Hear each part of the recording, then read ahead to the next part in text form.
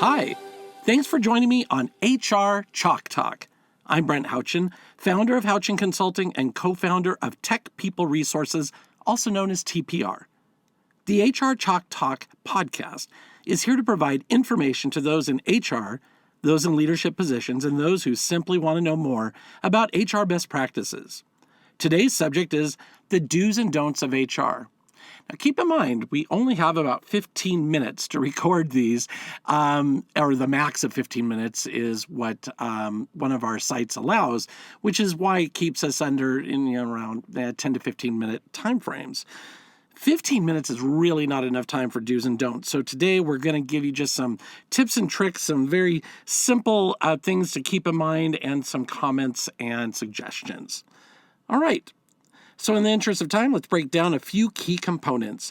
What's the biggest mistake I see managers make? And this is a great question. It comes up all the time, and I don't have an end-all answer, but I can tell them that what I find is it's when they avoid difficult conversation with underperformers and fail to recognize good work. And we've talked about this on other podcasts. If you haven't heard those, make sure you take a listen, because how we talk to people, how we confront them in a way. I mean, we don't want to be confrontational, but we do have to talk to them. We have to go to them and let them know when they're doing things in a way that isn't meeting the expectations of the company. But we also want to talk to them about the things that they're doing that are good. It's easy to manage people. It's easy to not manage people. So let's talk about that. If a job isn't getting done, it's easy to say, I'll do it myself. And a lot of management does this. I've been known to do that way back when myself, until I started stepping back and saying, what are they learning by me doing this? Or I'll give it to the good employee in the next cubicle or on the next desk over. That actually sends out a very strong message to the team of how you manage and how you aren't dealing with the situation. It's demoralizing for the good people to watch the bad people not be dealt with. You have to manage poor performance, and you have to manage good performance.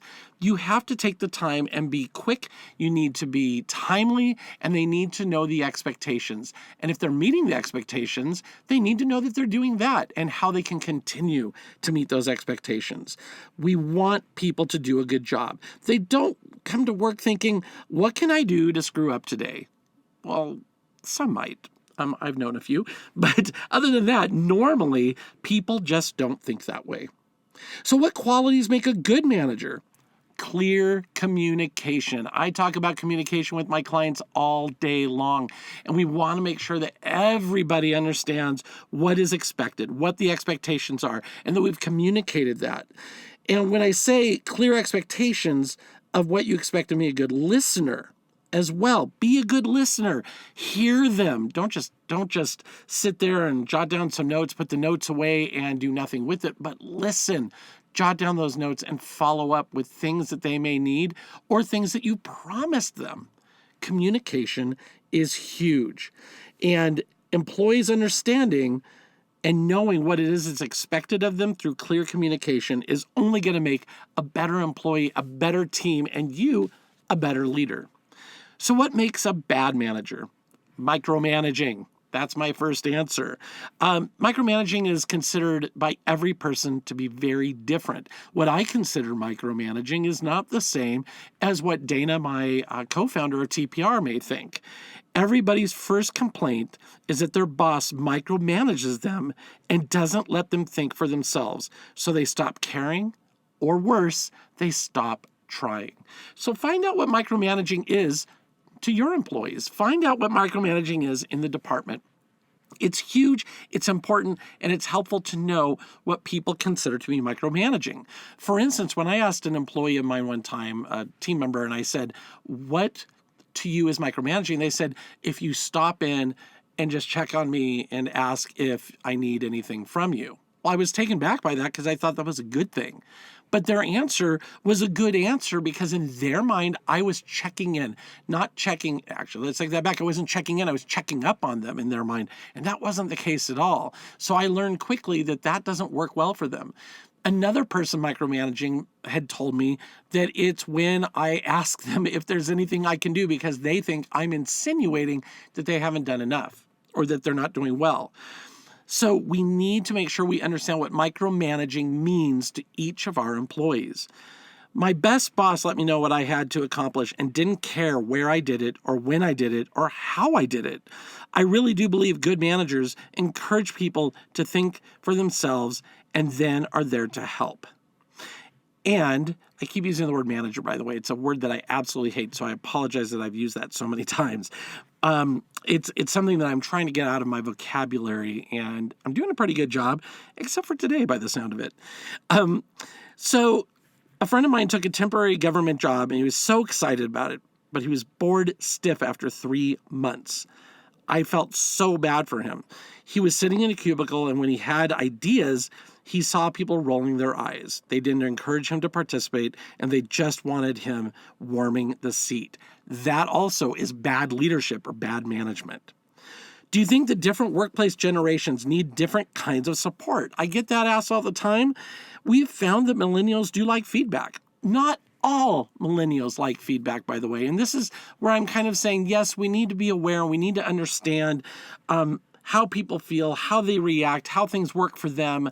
But saying that all millennials are the same is like saying all Gen X, all of those, definitions are exactly the same for everyone.